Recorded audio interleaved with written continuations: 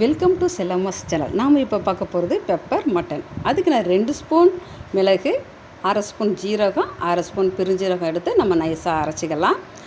Mutton எடுத்துக்கிட்டேன், எலும்பு இல்லாத மட்டனை 1/4 கிலோ எடுத்துக்கிட்டேன். அது சின்ன சின்ன துண்டாக எடுத்துக்கிட்டு அதை அம்மியில் வச்சு நசுக்கி தனியாகவும் நம்ம எடுத்து வச்சுக்கலாம். அம்மியில் வச்சு நசுக்கிறதுனால ருசியும் அதிகமாக இருக்கும். அடுத்து பேனில் 4 ஸ்பூன் எண்ணெய் ஊற்றி ஒரு பெரிய நறுக்கின வெங்காயத்தை வதக்கி அது கூடவே கொஞ்சமாக கருவேப்பிலை சேர்த்து மட்டனையும் சேர்த்து நம்ம வதக்கிக்கலாம்.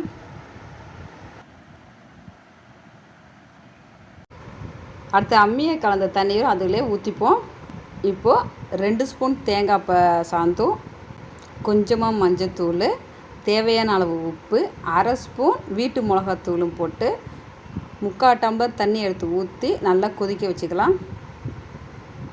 கறி வெந்த பிறகு அதை எடுத்து ஒரு பிளேட்டில் போட்டு கொத்தமல்லி தூவி பரிமாறிப்போம்.